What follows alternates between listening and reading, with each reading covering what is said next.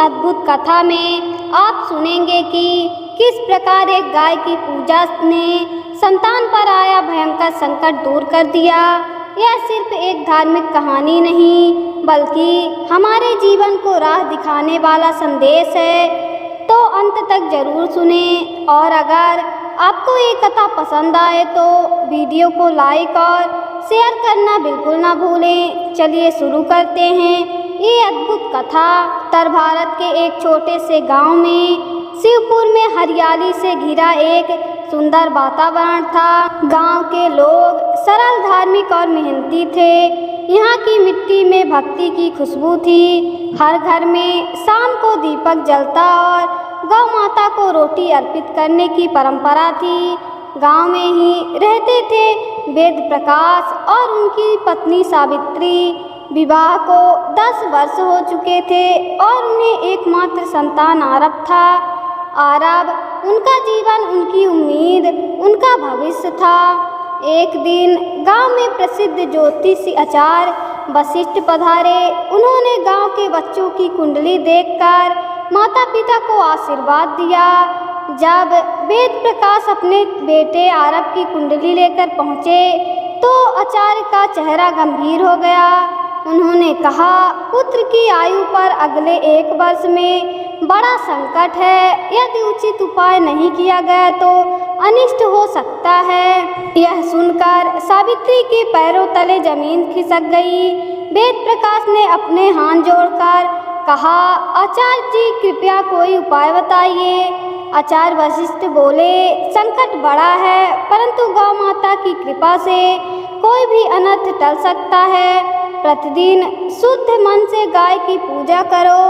हर सोमवार और गुरुवार को गाय को गिलोय हरा चारा और गुड़ खिलाओ। गौ माता के चरणों में आरव का नाम लेकर प्रार्थना करो, संकट दूर होगा। अगले ही दिन से सावित्री ने आचार्य के बताए नियमों का पालन शुरू किया। सुबह 4 बजे उठकर घर साफ करती, स्नान कर शुद्ध वस्त्र पहनती और पूरे परिवार सहित गांव की सबसे वृद्ध और पवित्र गाय गौरी की पूजा करती। वे फूल, हल्दी, अक्षत और शुद्ध जल से अभिषेक करती। आरव भी मां के साथ जाता और मासूम हाथों से गाय के गले में माला पहनाता। पूरे गांव के लोग यह देखकर प्रभावित हुए। कई लोग भी उनके साथ पूजा में शामिल होने लगे।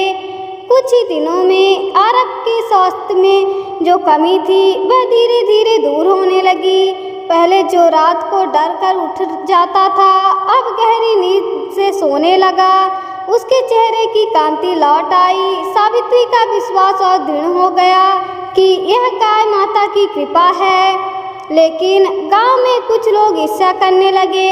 एक पड़ोसी कृष्णपाल ने ताने कसने शुरू कर दिए, गाय की पूजा से संकट दूर होगा, ये तो अंधविश्वास है। एक रात उसने गौशाला का द्वार खोलने की कोशिश की ताकि गाय बाहर भाग जाएं और पूजा बंधित हो जाए, परंतु जैसे ही उसने दरवाजा छुआ अचानक तेज आंधी चली और दरवाजा अपने आप बंद हो गया। कृष्णपाल डर के मारे भाग खड़ा हुआ। यह घटना पूरे गांव में फैल गई और लोग और अधिक आस्था से भर गए। कुछ दिनों बाद आरव नदी किनारे खेलते खेलते गहरे पानी में फिसल गया।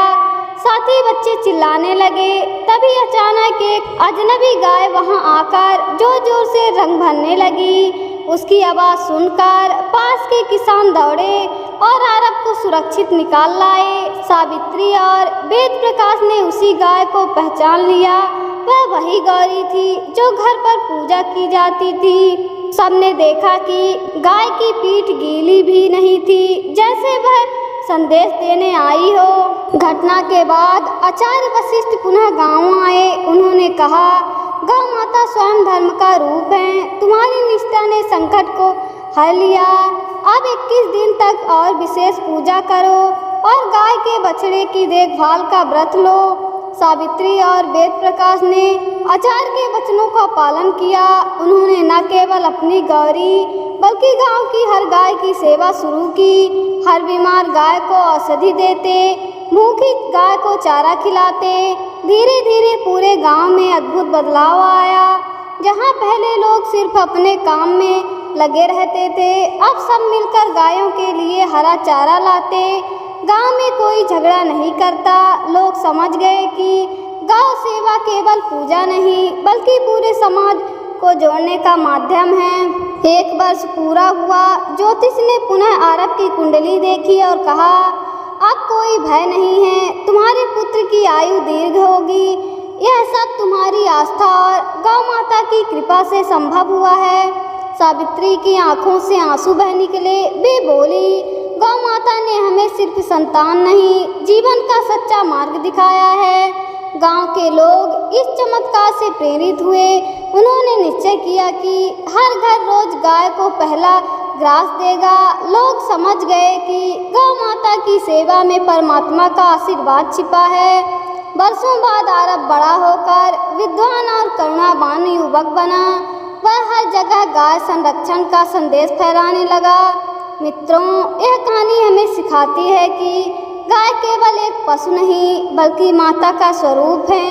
उनकी सेवा करने से न सिर्फ संकट दूर होता है बल्कि मन, घर और समाज में शांति आती है। अगर आपको यह प्रेरक कथा अच्छी लगी हो तो कृपया लाइक, शेयर और सब्सक्राइब करें ताकि यह संदेश हर घर तक पहुँचे। जय गौ माता की। मिलते हैं फिर नई वीडियो के साथ।